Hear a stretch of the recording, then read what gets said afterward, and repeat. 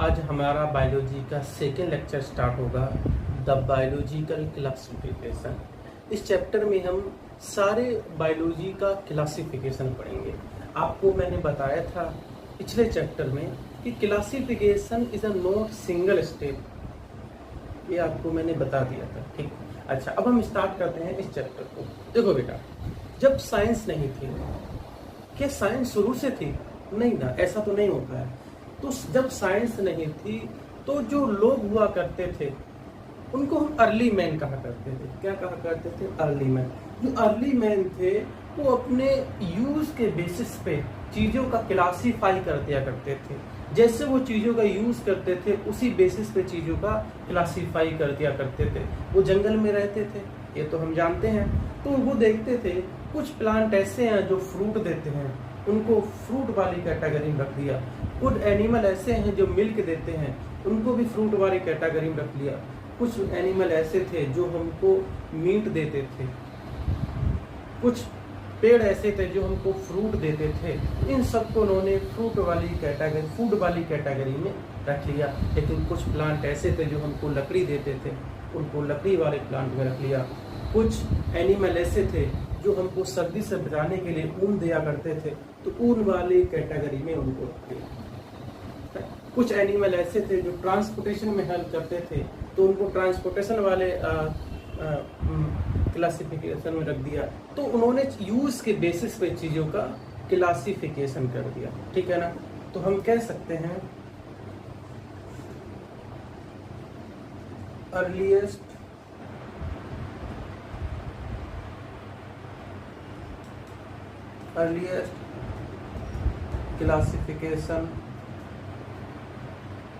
Classification कैसा था? Scientific, non scientific. तो हम जानते हैं वो नॉन साइंटिफिक था। नॉन साइंटिफिक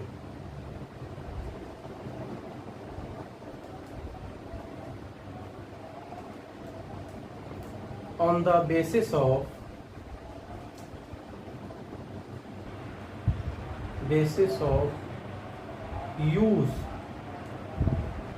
यूज के बेसिस पे चीजों का क्लासिफिकेशन कर लिया करते थे।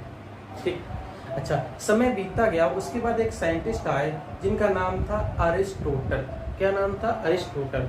इन्होंने क्या किया? इन्होंने पहली बार चीजों का क्लासिफिकेशन किया साइंस के बेसिस पे। तो हम कह सकते हैं पहला फर्स्ट साइंटिफिक क्लासिफिकेशन किसने दिया? अरिस्टोटल। फर्स्ट साइंटिफिक क्लासिफिकेशन किसने दिया? Give Aristotle. इन्होंने क्या किया? दुनिया में जितने भी प्लांट थे उनको स्टेम की बेसिस पे 3 पार्ट में बांट दिया। प्लांट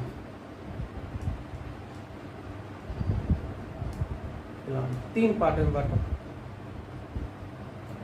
नंबर 1 को रखा हर्ब, एक बोला श्रब और तीसरा बोला ट्री। ठीक है ना? स्टेम के बेसिस पे इन्होंने प्लांट को 3 पार्ट में बांटा। On the basis of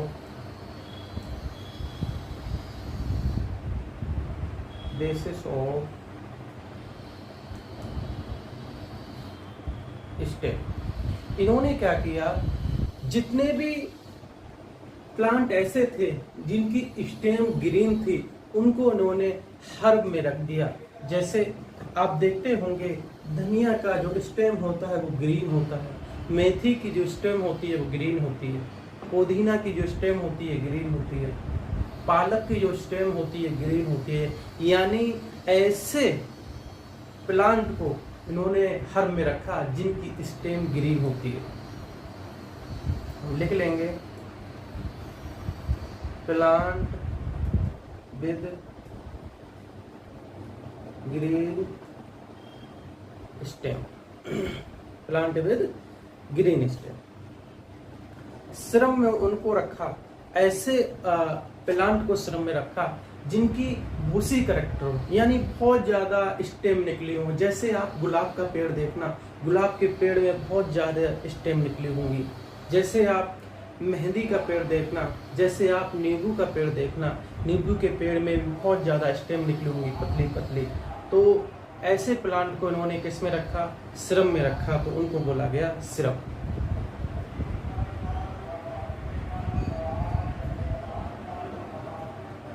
plant with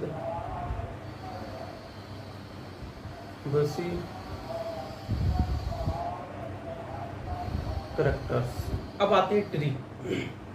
tree में इन्होंने ऐसे प्लांट को रखा जिसमें बहुत ज्यादा बुडी, बहुत ज्यादा लकड़ी होती है, जैसे आम का पेड़, नीम का पेड़। हमारे आसपास जिनमें ऐसे पेड़ जिसमें अच्छी खासी लकड़ी होती है, उनको उसमें इन्होंने ट्री में रखा।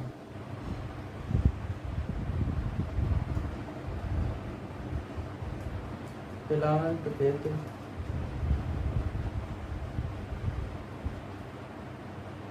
बुडी स्टेम। तो अरिस्टोटल ने प्लांट को on the basis of stem 3 part में बांटा, हर्ब, श्रब एंड ट्री। ठीक है ना।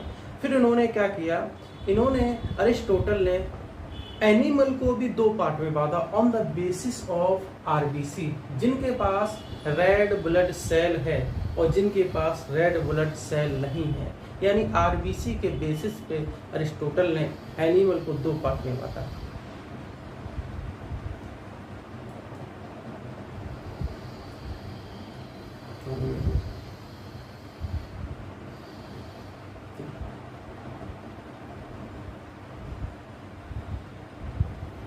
जिनके पास आरबीसी थी उसको इनेमा बोला, और जिसके पास आरबीसी नहीं थी उसको अनेमा बोला।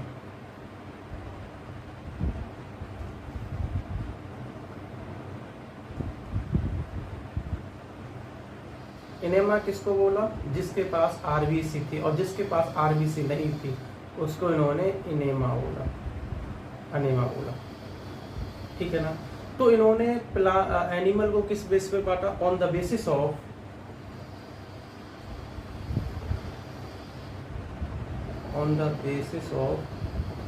आरबीसी। आरबीसी के बेसिस पे इन्होंने एनिमल को 2 पार्ट में बांटा।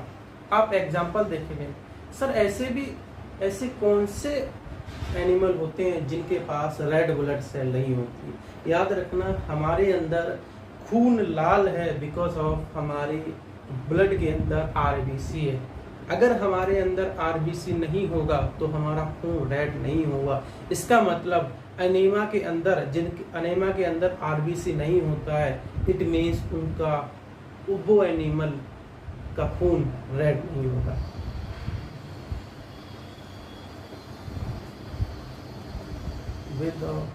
विदाउट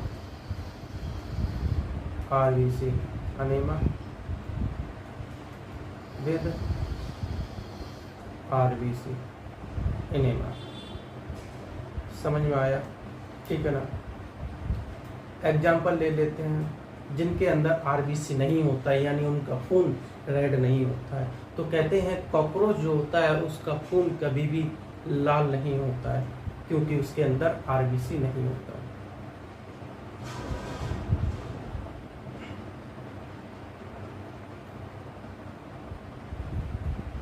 कॉकरोच, हाउस फ्लाई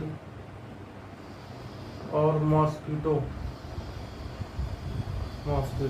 ना तो कॉकरोच का खून लाल होता है, ना मक्खी का खून लाल होता है, ना मच्छर का खून लाल होता है। सर हम तो मच्छर मारते हैं तो उसका खून तो लाल होता है।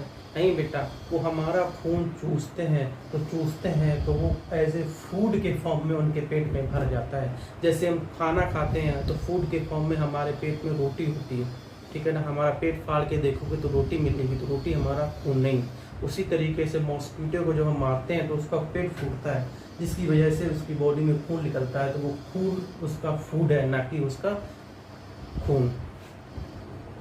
ठीक है ना। अब आते हैं एनीमा। अरिस्टोटल ने एनीमा को भी 2 पार्ट में बांटा। एनीमा की कितने पार्ट बांटा? 2 पार्ट में। एक वो एनिमल जो बच्चे देते हैं और एक वो एनिमल जो अंडे देते हैं। अंडे देने वाले एनिमल को अलग ग्रुप बनाया और बच्चे देने वाले एनिमल को अलग ग्रुप बनाया। जो अंडे देते हैं उनको बोला गया ओवीपेरस या ओवीपेरा। ओवीपेरा ये क्या देते हैं? एग। विविपेरस या विविपेरा ये क्या देते हैं? बच्चा, बेबी देते हैं। ठीक है ना। तो हम किसके अंदर आते हैं? हम विविपेरा है।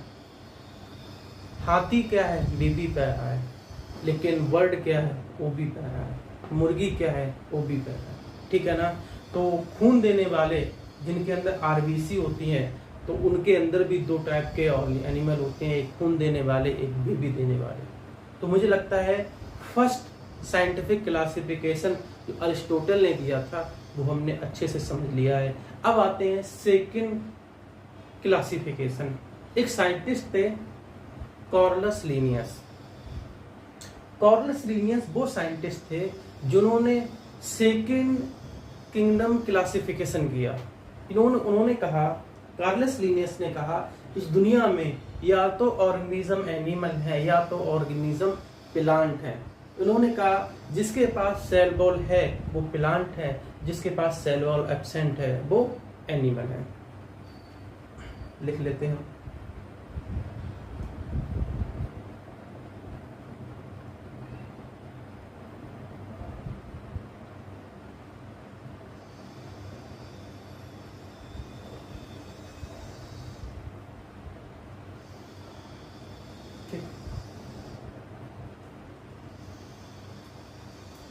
प्लांट या एनिमल।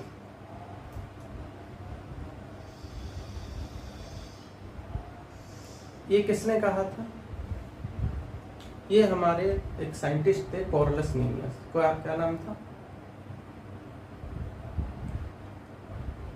कॉर्नलियस लिनियस। जिन्होंने क्या कहा? जिन्होंने क्या दिया? Two kingdom classification.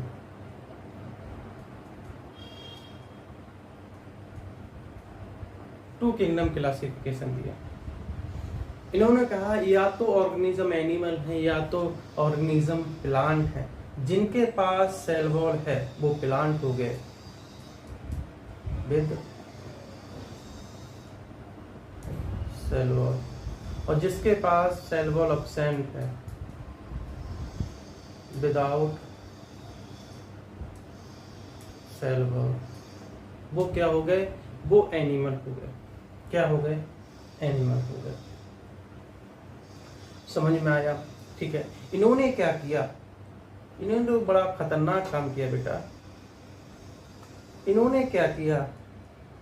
बैक्टीरिया के पास सेल वॉल होती है तो बैक्टीरिया को कहाँ रख दिया? प्लांट में रख दिया।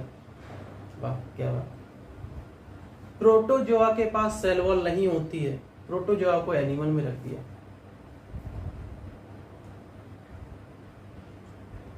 फंजाई के पास सेल वॉल होती है, फंजाई को कहाँ रख दिया? प्लांट में रख दिया। एल्गी के पास सेल वॉल होती है, एल्गी को किस में रखा? प्लांट में। एल्गी के बाद ब्रायोफाइटा, फिर टेडोफाइटा, ये सब किस में रखा? इन्होंने प्लांट में रखा। जगह कम है इसलिए ऐसे लिख दे रहे हैं। Gymnosperm and angiosperm.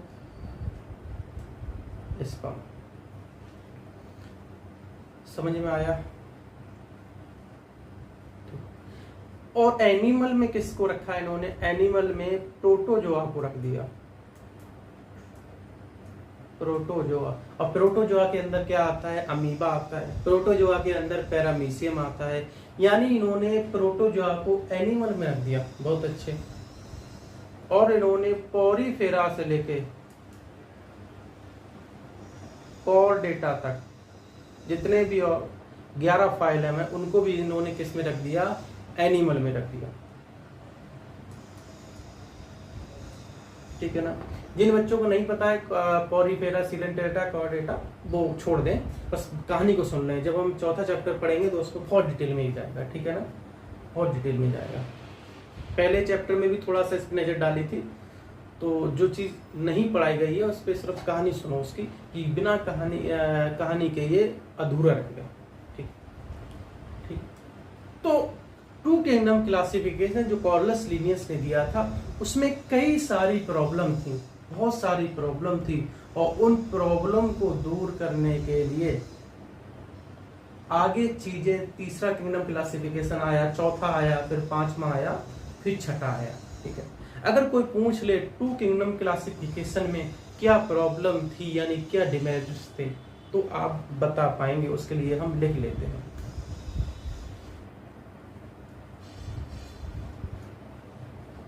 Problems, demerits of two kingdom classification.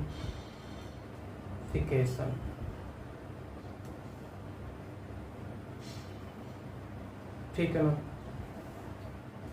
यानी टू किंगडम क्लासिफिकेशन में क्या प्रॉब्लम थी। पहली प्रॉब्लम ये थी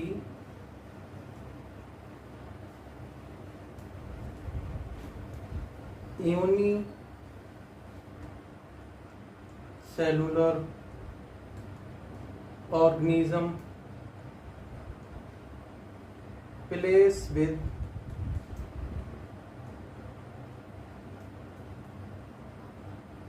multi cellular organism. Carolus Linnaeus ने यूनिसेलुलर ऑर्गेनिज्म को और मल्टी सेलुलर ऑर्गेनिज्म को एक साथ रख दिया। पिछले पेज पे जाएंगे तो देख पाएंगे कि बैक्टीरिया यूनिसेलुलर है, जिम्नोस्पर्म, एंजियोस्पर्म मल्टी सेलुलर है। ये दोनों को दोनों किस में रख दिए इन्होंने, प्लांट में रख दिए। फंजाई यूनिसेलुलर मल्टी सेलुलर दोनों होते हैं, किस में रख दिए, प्लांट में रख दिए। एल्गी मल्टी सेलुलर और यूनिसेलुलर दोनों होते हैं, किस में रख दिए, प्लांट में रख दिए। ये जो प्रोटोजोआ है, प्रोटोजोआ कैसा होता है, यूनिसेलुलर। कॉर्डेटा कैसा होता है, मल्टी सेलुलर। यानी यूनिसेलुलर और मल्टी सेलुलर दोनों को एक साथ रख दिया। दूसरा प्रॉब्लम ये था कि प्रोकैरियोटिक और यूकैरियोटिक को एक साथ रख दिया। बैक्टीरिया प्रोकैरियोटिक होती है, प्रोकैरियोटिक मतलब जिसके अंदर वेल डिफाइंड न्यूक्लियस ना हो, यूकैरियोटिक मतलब जिसके अंदर वेल डिफाइंड न्यूक्लियस हो। तो बैक्टीरिया को भी प्लांट में रख दिया और ब्रायोफाइटा को प्लांट में रख दिया। तो उन्होंने प्रोकैरियोटिक और यूकैरियोटिक को एक साथ रख दिया। दूसरी problem, prokaryotic organism place with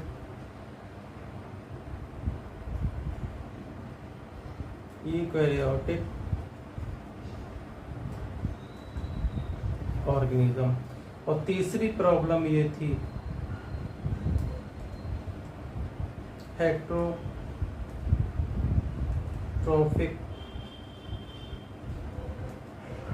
organism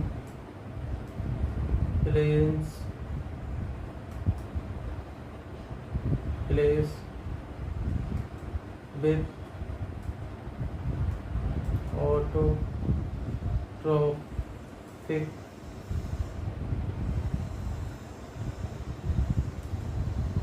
organism. Heterotrophic organism और ऑटोट्रोफिक ऑर्गेनिज्म एक साथ रख दिया। ठीक है ना। फंजाई क्या होता है, हेटेरोट्रोफिक। ब्रायोफाइट, टेरिडोफाइट क्या होता है, ऑटोट्रोफिक, जो उन्होंने एक साथ रख दिया। तो तीन मेजर प्रॉब्लम थे कार्लस लीनियस के टू किंगडम क्लासिफिकेशन। समझ में आया। ठीक है। अब हम two kingdom classification, three kingdom classification, 4 kingdom classification, 5 kingdom classification को हम एक पैराग्राफ में पढ़ेंगे, अलग अलग पढ़ेंगे, कम से कम 5 पेज हो जाएंगे। तो एक पैराग्राफ में एक डायग्राम के साथ समझ लेंगे और उसको रिवाइज भी करेंगे, जिससे आपके दिमाग में अच्छे से बैठ जाए। हालांकि पहली बार में ही आपके दिमाग में बैठ जाएगा। आते हैं, 2 किंगडम क्लासिफिकेशन किसने दिया?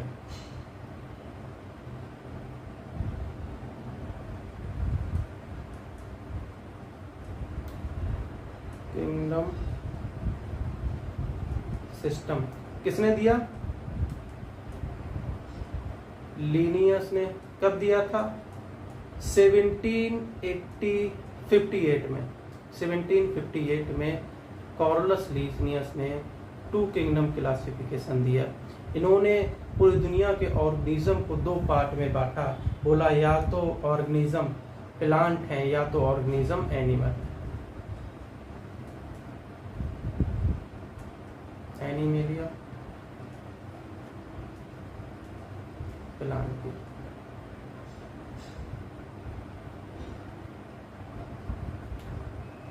प्लांटी किसको बोला? जिसके पास सेल वॉल है।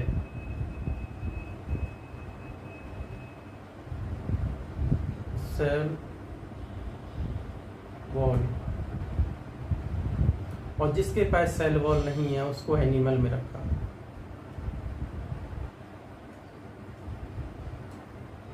ठीक है, समय बीतता गया, एक साल आया 1866 में। एक साइंटिस्ट आए जिनका नाम था अर्नेस्ट हैकल। 1866 अर्नेस्ट हैकल।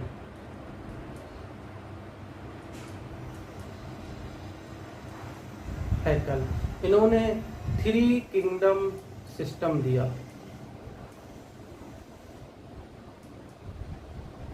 3 किंगडम सिस्टम दिया।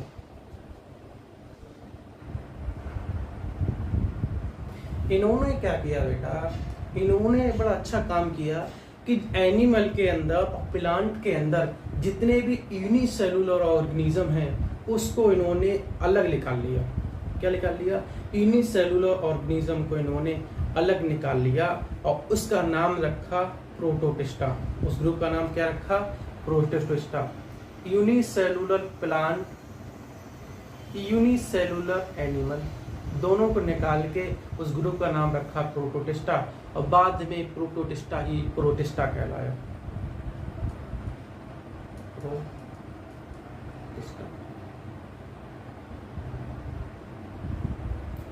Unicellular organism, unicellular.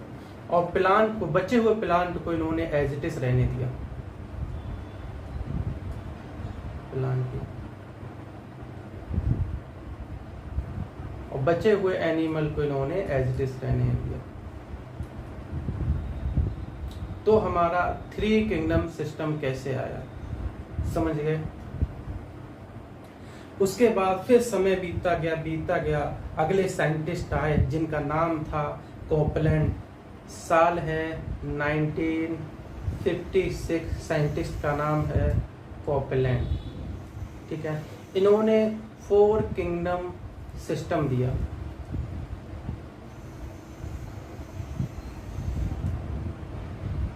Kingdom system दिया। इन्होंने क्या किया? एनिमल को एज इट इज रहने दिया। एनिमल को एज इट इज रहने दिया।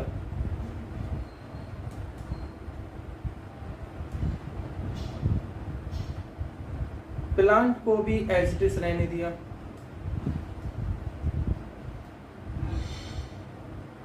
फिर सर इन्होंने क्या किया? इन्होंने प्रोटिस्टा को 2 पार्ट में बांटा। एक यूनिसेलुलर प्रोकैरियोटिक, दूसरे यूनिसेलुलर यूकैरियोटिक। यूनिसेलुलर प्रोकैरियोटिक जिस ग्रुप में रखे उस ग्रुप का नाम दिया इन्होंने मोनेरा। और बाकी जो यूनिसेलुलर प्रोकैरियोटिक थे उसी में रहने दिए प्रोटिस्टा के अंदर।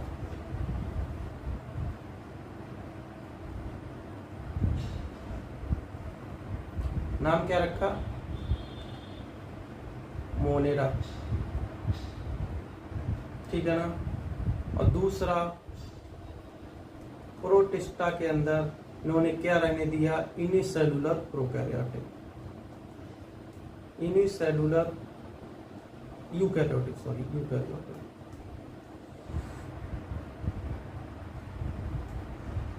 और यूनिसेलुलर प्रोकैरियोटिक मोनेरा में रखे।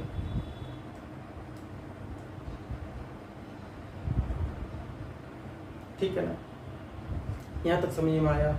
उसके बाद आता है 5 किंगडम क्लासिफिकेशन, जो बहुत ही इम्पोर्टेंट है, बहुत ही इम्पोर्टेंट माना गया है। 5 किंगडम क्लासिफिकेशन साइंटिस्ट थे R.H. Whittaker, समय था 1969।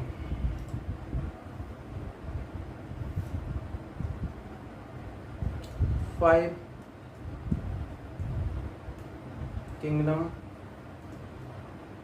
सिस्टम किसने दिया था, 1969 में R.H.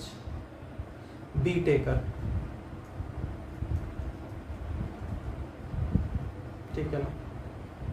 इन्होंने क्या किया बेटा, इन्होंने प्लांट को, सॉरी एनिमल को एज इट इज रहने दिया, एनिमल को एज इट इज रहने दिया।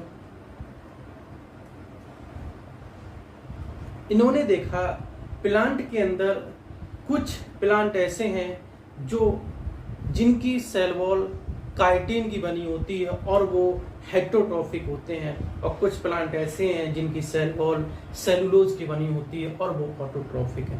तो उन्होंने 2 पार्ट में प्लांट को बांट दिया। हेटेरोट्रॉफिक और काइटिन की बनी जिनकी सेल थी उनको अलग ग्रुप दिया जिसका नाम रखा फंजाई, और ऑटोट्रॉफिक और सेलुलोज की जिसकी सेल वॉल बनी थी वो उनको उन्होंने उसी प्लांटी में रहने दिया। तो नया पार्ट बांटा।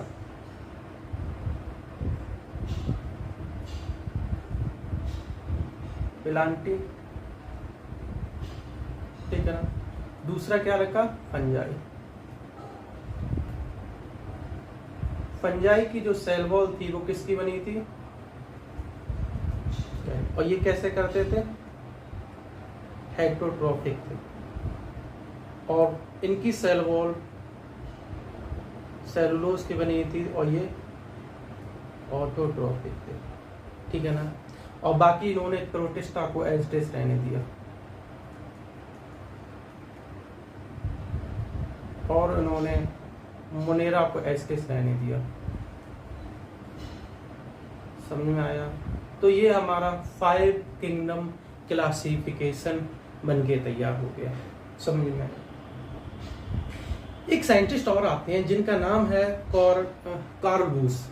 उन्होंने 1996 में 6 किंगडम क्लासिफिकेशन दिया। कार्ल बूस ने 6 किंगडम सिस्टम दिया। नाम क्या था, कॉर्बूज,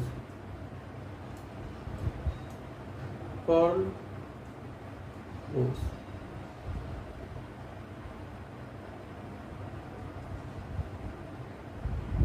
इन्होंने क्या किया बेटा, इन्होंने एनिमल को एज इट इज रहने दिया,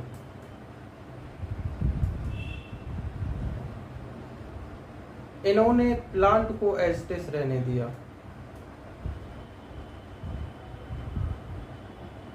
इन्होंने फंजाई को एज इट इज रहने दिया।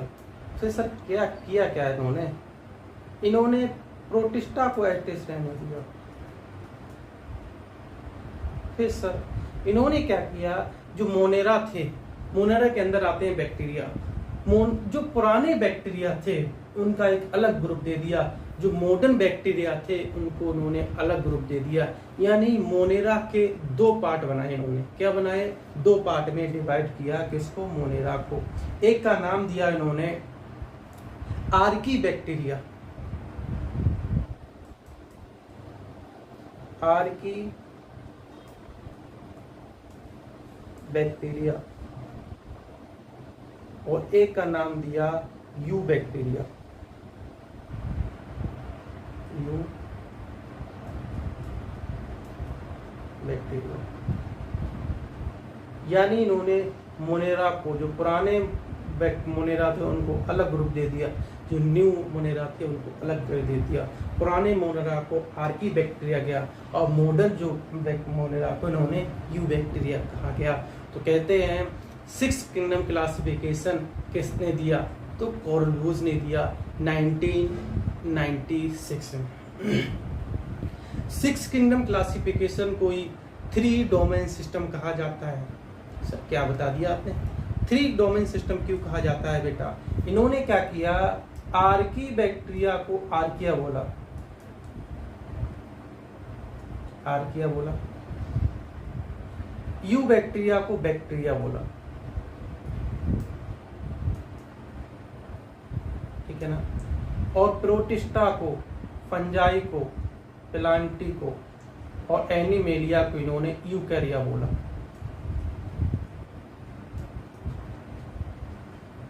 यूकैरिया बोला। तो 3 पार्ट में 6 किंगडम क्लासिफिकेशन को डाला। एनिमेलिया, प्रोटिस्टा, फंजाई, प्रोटिस्टा, इन तीनों को मिला के यूकैरिया बोला। यू बैक्टीरिया को बैक्टीरिया बोला, आर्की बैक्टीरिया को आर्किया बोला। इस हिसाब से 3 किंगडम सिस्टम को ही कहा जाता है 3 डोमेन सिस्टम। तो यहाँ पे लिख लो 3 domain system, also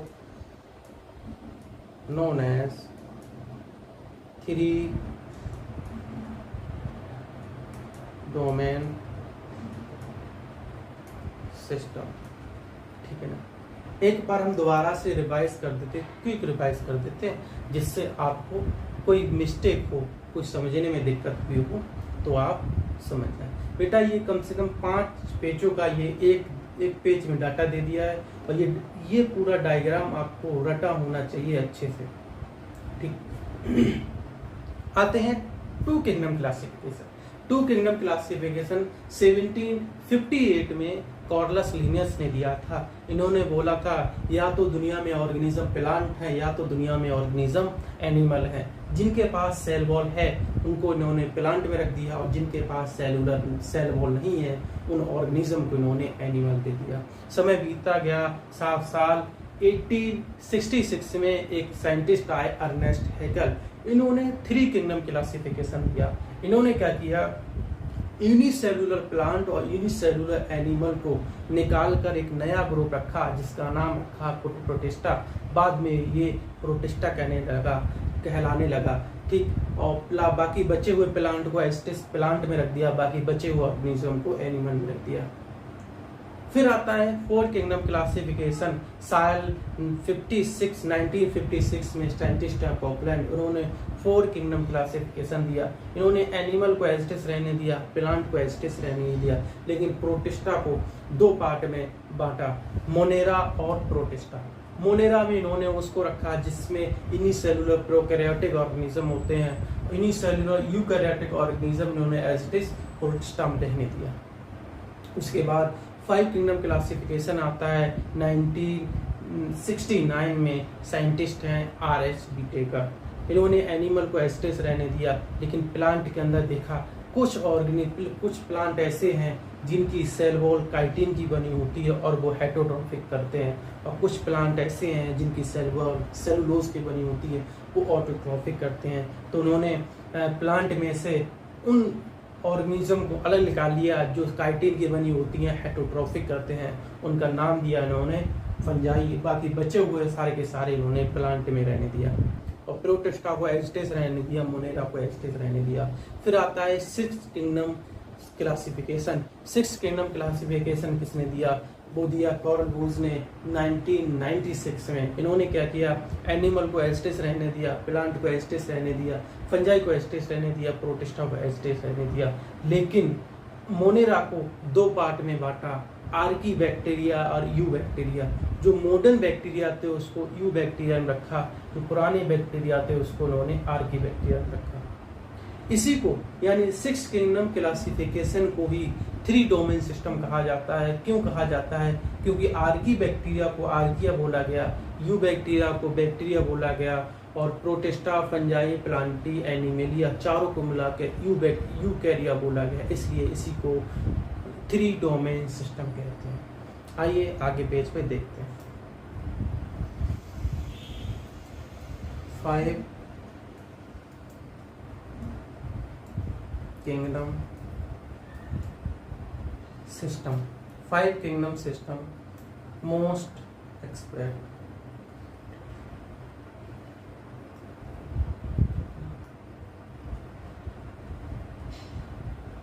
most accepted system। R H. Whittaker ने सबसे पहले सेल स्ट्रक्चर को देखा।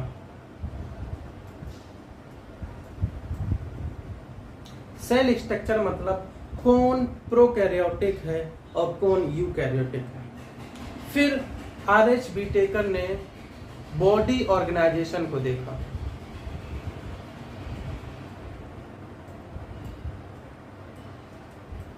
बॉडी ऑर्गेनाइजेशन मतलब कौन यूनिसेलुलर है और कौन मल्टी सेलुलर है। फिर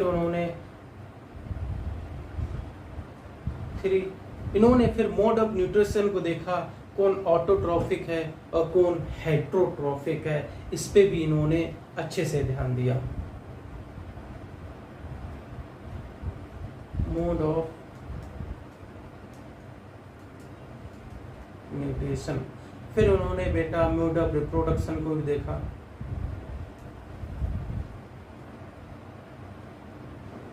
मोड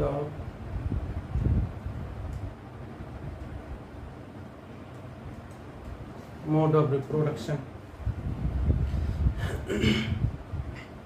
समझे। और इन्होंने किसको देखा, और इन्होंने फाइलोजेनेटिक रिलेशनशिप यानी इवोल्यूशनरी रिलेशनशिप को भी आर.एच. व्हिटेकर ने देखा। फाइलोजेनेटिक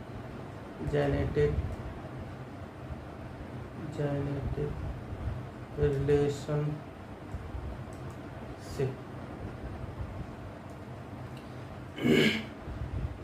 तो आर.एच. व्हिटेकर ने इन 5 चीजों का बड़ा ख्याल रखा है, इसलिए कहते हैं 5 किंगडम क्लासिफिकेशन बहुत ही इम्पोर्टेंट माना गया।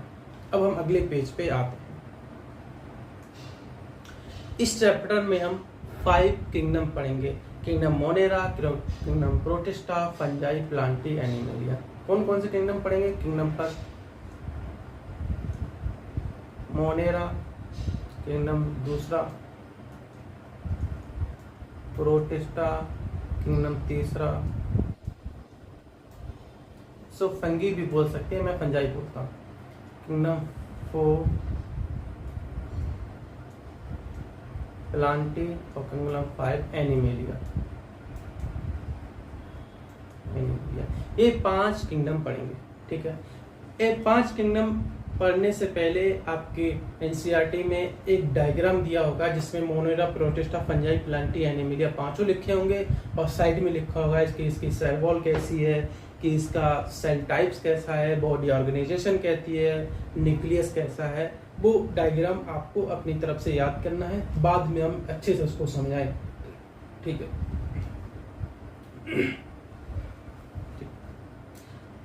हम जब ये 5 किंगडम पढ़ेंगे, Monera, protista, Fungi, Plantae, Animalia, तो बेटा ध्यान रखना 8 पॉइंट ऐसे हैं जो हर एक किंगडम में हम ध्यान देंगे।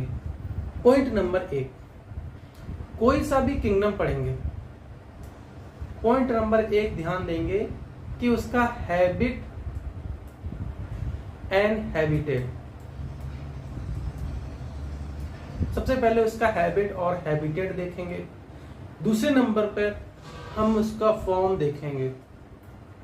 फॉर्म मतलब वो यूनिसेलुलर है या मल्टी सेलुलर है, यूकैरियोटिक है या प्रोकैरियोटिक है। फॉर्म में हम ये देखेंगे। फिर किसी भी किंगडम का 5 में से, मान लो हम मोनेरा पढ़ रहे हैं तो मोनेरा का तीसरा पॉइंट हम देखेंगे मॉर्फोलॉजी।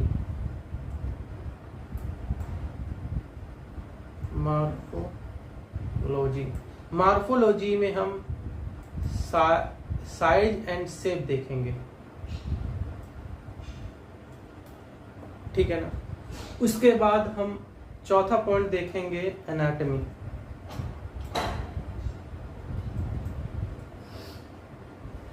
जरूरत पड़ी तभी हम एनाटॉमी देखेंगे, अन्यथा हम एनाटॉमी नहीं देखेंगे। 6 पॉइंट है मोड ऑफ न्यूट्रिशन, 5वां पॉइंट सॉरी।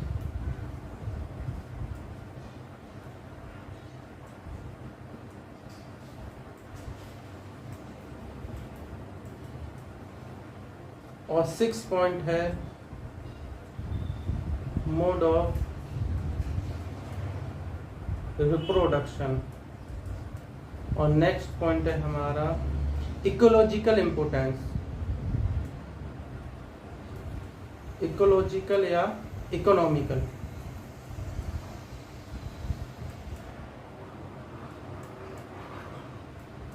इम्पोर्टेंट, ठीक है ना। और 8वां पॉइंट है एग्जाम्पल एंड क्लासिफिकेशन। कोई सा भी किंगडम पढ़ेंगे, चाहे किंगडम मोनेरा, चाहे प्रोटिस्टा, फंजाई, प्लांटी, एनिमेलिया, कोई सा भी हम किंगडम पढ़ेंगे तो ये 8 पॉइंट हर एक किंगडम के बारे में पढ़ेंगे। पहला पॉइंट है हैबिट और हैबिटेट। दूसरा देखेंगे कि वो यूनिसेलुलर है या मल्टी सेलुलर है, यूकैरियोटिक है या प्रोकैरियोटिक है, यानी फॉर्म देखेंगे। तीसरा देखेंगे मार्फोलॉजी, मार्फोलॉजी में उसका साइज देखेंगे, शेप देखेंगे। फिर पढ़ेंगे एनाटॉमी। एनाटॉमी जरूरत पड़ी तो देखेंगे, अगर जरूरत पड़ी तो हम एनाटॉमी को नहीं देखेंगे। उसके बाद आता है मोड ऑफ न्यूट्रिशन। क्या आता है? मोड ऑफ न्यूट्रिशन, कि वो ऑटोट्रोफिक है या हेटरोट्रोफिक है। फिर आता है मोड ऑफ रिप्रोडक्शन। फिर आता है कि इकोलॉजिकल इंपोर्टेंस या इकोनॉमिकल इंपोर्टेंस, हमारे ब्रह्मांड में इसका क्या रोल है। फिर आता है एग्जाम्पल ऑन क्लासिफिकेशन, ठीक है ना। तो पहला हेडिंग डाल लो किंगडम मोनेरा। अगले पेज पे आते हैं।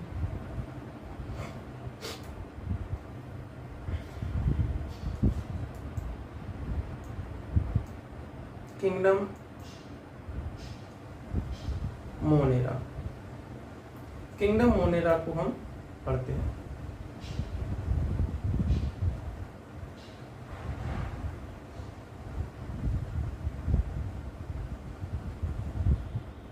ठीक, किंगडम मोनेरा करते हैं।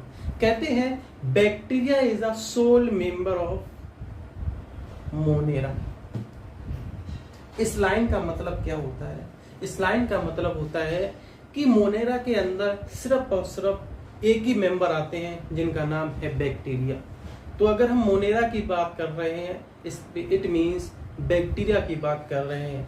अगर हम बैक्टीरिया की बात कर रहे हैं, इट मीन्स हम मोनेरा की बात कर रहे हैं। तो क्या लाइन थी? बैक्टीरिया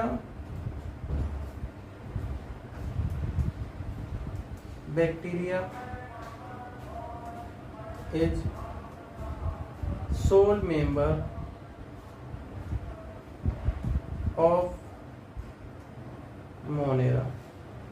ठीक, तो सबसे पहले पॉइंट हम कौन सा देखेंगे? Habit and habitat. सबसे पहला पॉइंट कौन सा देखेंगे? Habit and habitat. तो हैबिट और हैबिटेट दिमाग में रखें। तो कहते हैं बैक्टीरिया इज कॉस्मोपॉलिटन। क्या बोला? Bacteria is cosmopolitan. कॉस्मोपॉलिटन मतलब ऐसे ऑर्गेनिज्म जो हर जगह पाए जाते हों। इट मीन्स बैक्टीरिया हर जगह पाए जाएंगे।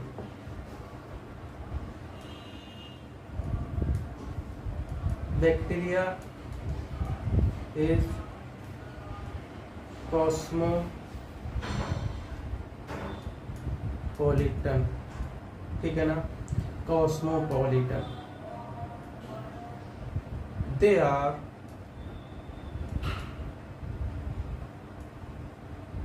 Present everywhere, present everywhere. हर एक जगह हमको बैक्टीरिया मिल जाएंगे। हर एक जगह मतलब सर हर एक जगह मिल जाएंगे, यानी ये हमको सॉइल में भी मिल जाएंगे, ये हमको लैंड पे भी मिल जाएंगे, ये हमको वाटर में भी मिल जाएंगे। बैक्टीरिया हमको एयर में भी मिल जाएंगे। हर जगह हमको बैक्टीरिया मिल जाएंगे। यहाँ तक कहते हैं बैक्टीरिया अनफेवरेबल कंडीशन में भी बैक्टीरिया हमको देखने को मिल जाएंगे। अनफेवरेबल कंडीशन जैसे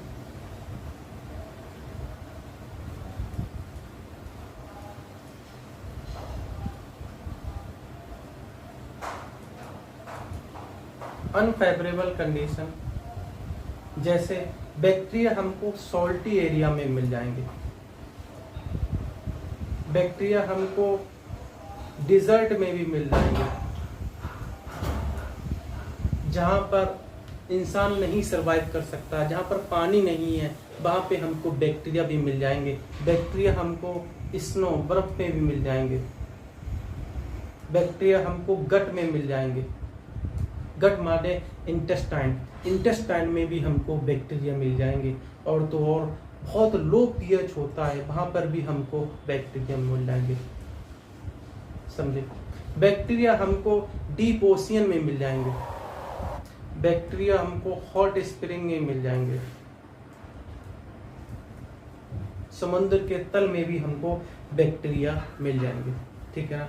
और तो और बैक्टीरिया वहां पे भी मिल जाएंगे जहां पर एयर नहीं पाई जाती हो, जहां पे सांस भी नहीं ली जा सकती हो, यानी ऑक्सीजन भी ना पहुंचे, वहां पर हमारे बैक्टीरिया पहुंच जाते हैं। यानी एनारोबिक कंडीशन में भी हमको बैक्टीरिया मिल जाएंगे। तो सवाल ये पैदा होता है कि कोई पूछ ले दुनिया में ऐसे कोई ऑर्गेनिज्म है जो बिना ऑक्सीजन, जहाँ पे ऑक्सीजन ना पहुंचे वहां पे पहुंच सकता है क्या, वहां पे सरवाइव कर सकता है? तो आपका आंसर होगा यस। बैक्टीरिया ऐसे ऑर्गेनिज्म है जहाँ पर ऑक्सीजन नहीं पहुंच पाती, वहां पे हमारे बैक्टीरिया मिल जाएंगे। एनारोबिक कंडीशन में भी हमको, एनारोबिक कंडीशन में भी हमको बैक्टीरिया मिल जाएंगे। तो ये हमारा हैबिट एंड हैबिटेट हो गया। अब इसके बाद हमारे दिमाग में क्या चलना चाहिए? फॉर्म, कि ये यूनिसेलुलर है या मल्टी सेलुलर है, ठीक है। तो बैक्टीरिया कैसे होते हैं? बैक्टीरिया यूनिसेलुलर होते हैं और प्रोकैरियोटिक होते हैं। Bacteria are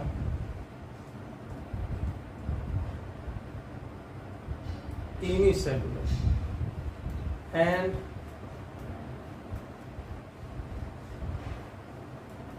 prokaryotic. Sir prokaryotic कैसे कहते हैं? याद रखना, ऐसे ऑर्गेनिज्म जिसके अंदर वेल डिफाइंड न्यूक्लियस ना हो, वेल डिफाइंड न्यूक्लियस ना हो, उसको बोलते हैं प्रोकैरियोटिक, ठीक है। अब हम इसके बाद इसका मॉर्फोलॉजी पढ़ेंगे। क्या पढ़ेंगे? मॉर्फोलॉजी। हमने बताया था मॉर्फोलॉजी में हम किसी भी ऑर्गेनिज्म का शेप पढ़ेंगे और साइज पढ़ेंगे। तो सबसे पहले हम मॉर्फोलॉजी देखते हैं।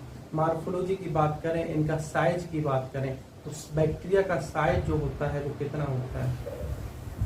बैक्टीरिया का साइज 1 माइक्रोमीटर से 2 माइक्रोमीटर तक होता है, और किसी किसी किताब में 3 माइक्रो से 5 माइक्रोमीटर तक। दुनिया का सबसे स्मॉलेस्ट जो बैक्टीरिया होता है उसका नाम होता है माइकोप्लाज्मा। क्या होता है? माइकोप्लाज्मा।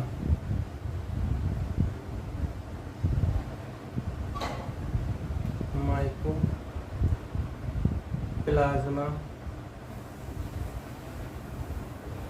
स्मॉलेस्ट बैक्टीरिया, जिसका साइज होता है 0.3 माइक्रोमीटर, समझे। अब इसका हम शेप और देख लेते हैं कि बैक्टीरिया का शेप कैसा होता है। तो आइए हम बैक्टीरिया का शेप देखते हैं, ठीक है ना। मान लो ये इसकी प्लाज्मा मेम्ब्रेन है। क्या है बेटा? प्लाज्मा मेम्ब्रेन है। हमने बताया था, आपको ध्यान होगा, कॉर्नस लिनियस ने बैक्टीरिया को किस में डाला था? प्लांट में डाला था। यानी इनके पास क्या होनी चाहिए? Cell wall. तो प्लाज्मा मेम्ब्रेन के ऊपर क्या होगी? सेल वॉल होगी, दैट इज सेल वॉल होगी, ठीक है। अंदर इसके साइटोप्लाज्म भरा होगा। क्या भरा होगा? साइटोप्लाज्म। तो हमने बताया बैक्टीरिया का जो न्यूक्लियस होता है वेल डिफाइंड नहीं होता है, यानी ये कैसे होते हैं? प्रोकैरियोटिक होते हैं। इट मींस बैक्टीरिया के अंदर न्यूक्लियस ना होके सिर्फ और सिर्फ डीएनए पड़ा होगा। मान लो बेटा ये डीएनए है, ठीक है ना, ये डीएनए है, ठीक है ना, और जहां पर डीएनए पड़ा होगा उस रीजन को बोलते हैं न्यूक्लियोइड। क्या बोलते हैं? न्यूक्लियोइड।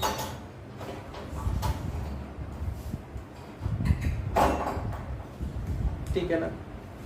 अगर इसके बाहर न्यूक्लियस मेम्ब्रेन होती, अगर इसके बाहर न्यूक्लियस मेम्ब्रेन होती तो इसको ये प्रॉपर न्यूक्लियस बन जाता, तो इसको न्यूक्लियाइड ना बोल के क्या बोलते? न्यूक्लियस बोलते। लेकिन इसके अंदर ऐसा नहीं है, इसलिए कहते हैं जो बैक्टीरिया होते हैं वो प्रोकैरियोटिक होते हैं। कैसे होते हैं? प्रोकैरियोटिक, यानी इनके अंदर वेल डिफाइंड न्यूक्लियस नहीं होता है, न्यूक्लियस की जगह न्यूक्लियाइड होता है। और न्यूक्लियाइड उसे बोलते हैं जिस रीजन पे डीएनए पड़ा होता है, उस रीजन को न्यूक्लियाइड बोलते हैं।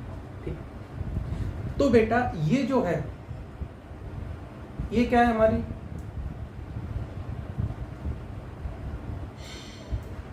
सेल वॉल, ये हमारी है सेल मेम्ब्रेन या प्लाज्मा मेम्ब्रेन। ठीक है ना, सेल वॉल बोल दो या प्लाज्मा मेम्ब्रेन बोल दो, बात एक ही है। कहते हैं जो प्लाज्मा मेम्ब्रेन होती है वो अंदर की तरफ फोल्डिंग होती है। क्या होती है? फोल्डिंग होती है, अंदर की तरफ फोल्डिंग होती है, जिसको बोलते हैं मीजोसोम। क्या बोलते हैं? मीजोसोम।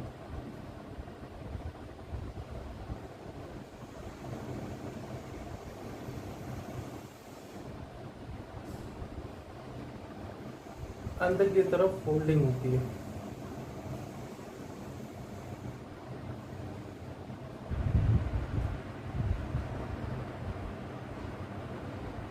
इस तरीके से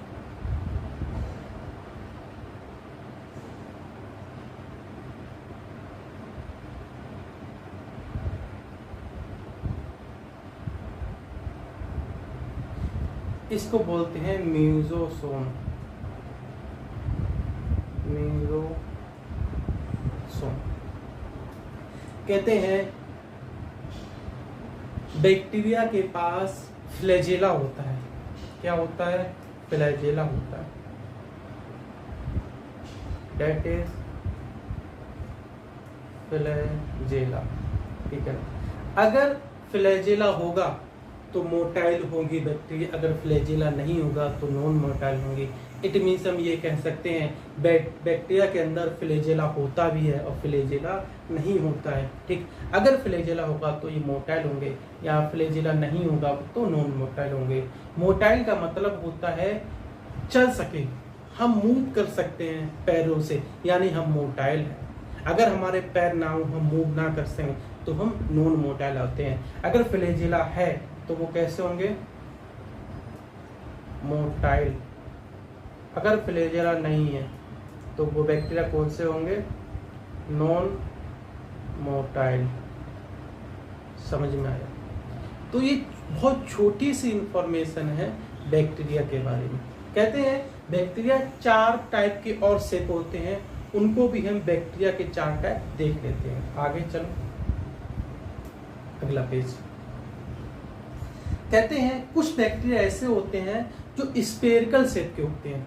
कैसे शेप के होते हैं? स्फेरिकल शेप के। और जो बैक्टीरिया स्फेरिकल शेप के होते हैं उन्हें कोकस कहते हैं।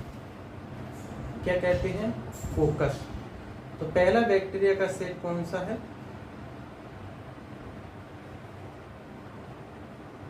कोकस। ये कैसे शेप के होंगे? ये बेटा स्फेरिकल शेप के होंगे। ठीक है ना,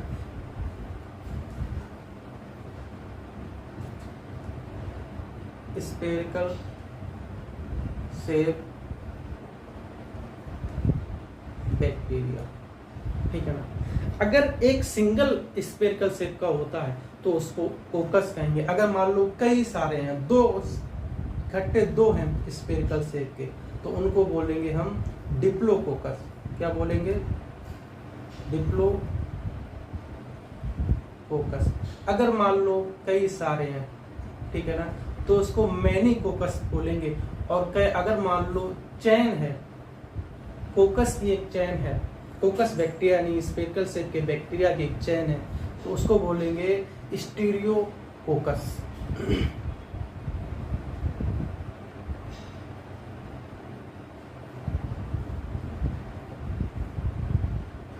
स्टीरियोकोकस यानी चैन ऑफ कोकस। समझ में आया? एक सिंगल स्पेरिकल शेप का बैक्टीरिया पड़ा होगा तो उसको कोकस कहेंगे, और दो अगर स्पेरिकल शेप के बैक्टीरिया होंगे तो उसको डिप्लोकोकस कहेंगे, और चैन होगी स्पेरिकल शेप के बैक्टीरिया को यानी तो उसको स्ट्रेप्टोकोकस कहेंगे। समझ में आया? दूसरा बैक्टीरिया का जो साइज होता है वो होता है बेटा रॉड शेप। कुछ बैक्टीरिया ऐसे होते हैं जो रॉड शेप के होते हैं, और रॉड शेप बैक्टीरिया को कहते हैं हम बैसिलस। क्या बोलते हैं बेटा? बैसिलस। बैसिलस बैसिलस किस बैक्टीरिया को कहेंगे? जो रॉड शेप के होते हैं, रॉड शेप। ठीक है ना? इनका शेप कैसा होता है? इस तरीके से।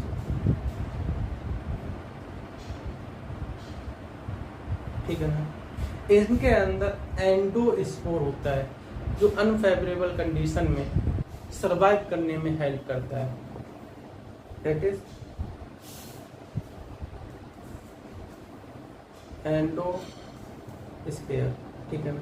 जो रॉड शेप बैक्टीरिया होता है, मोस्ट कॉमन जो बैक्टीरिया होता है वो रेड शेप ही होता है, यानी बैसिलस बैक्टीरिया सबसे ज्यादा पाए जाते हैं। बैसिलस बैक्टीरिया सबसे ज्यादा पाए जाते हैं। Most common bacteria. ठीक, मोस्ट कॉमन बैक्टीरिया। अगर एक होगा तो उसे बैसिलस कहेंगे, और मैनी कई सारे रॉड शेप के बैक्टीरिया होंगे तो उसको बैसिलाई कहेंगे। Singular bacillus, plural bacilli.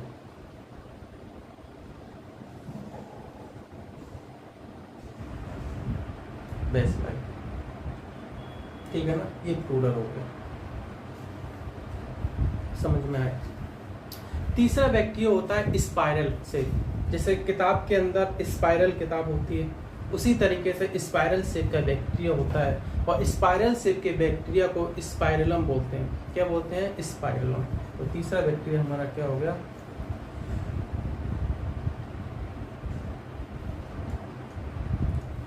Spirillum. Spirillum कौन सा बैक्टीरिया होता है?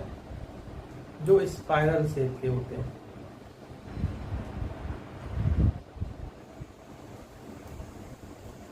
स्पाइरल शेप के बैक्टीरिया को स्पाइरलम बोलते हैं।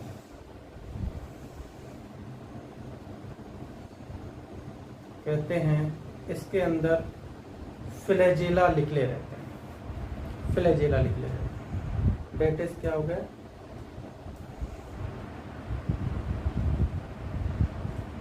फ्लैजेला। ठीक है ना? अगर एक सिंगल स्पाइरल शेप का बैक्टीरिया है तो उसको स्पाइरलम बोलेंगे, और अगर मैनी स्पाइरल शेप के यानी प्लूरल हैं तो उनको बोलते हैं स्पाइरेला।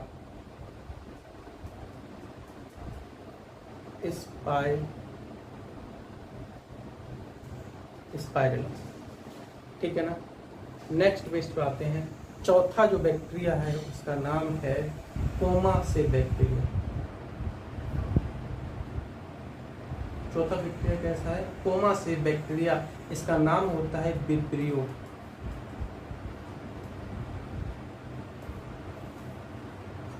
कोमा से बैक्टीरिया। कोमा से जो बैक्टीरिया होता है उसका नाम होता है विब्रियो। कोमा शेप का बैक्टीरिया होगा, इसका नाम होता है विब्रियो। ठीक है? तो हमारा मार्फोलॉजी वो आ गया। अब हमारा एनाटॉमी आता है। तो हमने कहा था एनाटॉमी हम जब भी पढ़ेंगे जब जरूरत पड़े तो अगर जरूरत ना पड़े तो एनाटॉमी नहीं पढ़ेंगे। तो हमारे एनाटॉमी की कोई ज़रूरत नहीं। अब आता है मोड ऑफ न्यूट्रिशन। मोड ऑफ न्यूट्रिशन हम कल पढ़ेंगे। Thank you. जय हिंद, जय भारत।